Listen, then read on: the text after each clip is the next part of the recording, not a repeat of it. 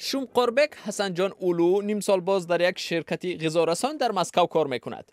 برای ام کردن مهاجران پیشنهادی که از سوی شرکتی یاندکس شده است شبهه دارد. او میگوید حتی اگر چنین اقدام هم پیش آید واکسینه نخواهد کرد. شومقوربک هراس دارد. او میگوید در اینترنت نوار را در این باره دیده است، اکنون از امکنی خودداری می‌ورزد. در نوار دیدم که وقتی آدم ام کرد حالش بد شد، او بیمار شد تا گرفتن واکسینه خوب بود. برای همین من نمیخوام واکسینه بگیرم.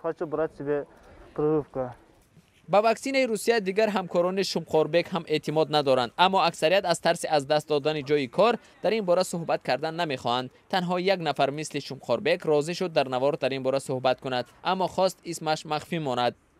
من نمیخواهم ام کنم، زیرا این واکسینه را هنوز پوره نسنجیدند. درست؟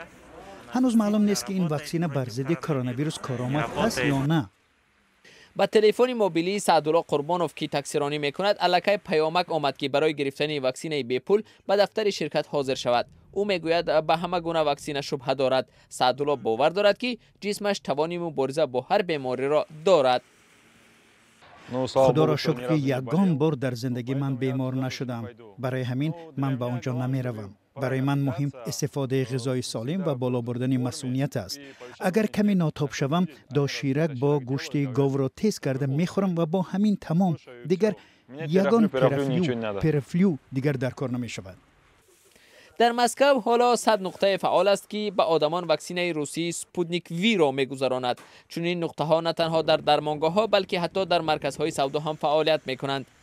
اما در این مرکزها تا امروز فقط روسیگی هایی که بیمه طبی داشتن واکسینه بی پول میکردند. ولی شهردار مسکو پس از درخواست شرکت یاندکس راضی شده است که برای مهاجران هم واکسینه رایگان پیشنهاد کند. در این باره معاون رئیس شهر مسکو ماکسیم لیسکوتوف خبر داده است. والنتینا چوپیک حامی حقوق تشکیلی واکسینه زنی رایگان را برای مهاجران اقدام خوب ارزیابی می‌کند. به گفته او این به منفعت آنها خواهد بود که خواهش دارند ضد کرونا ویروس ام کنند اما امکانی مالی ندارند. فکر میکنم به نزدیکی از نمایندگان همه کسب و کاری که با مردمی زیاد کار میبرند سند تصدیق کننده ام گذرانی طلب می شود.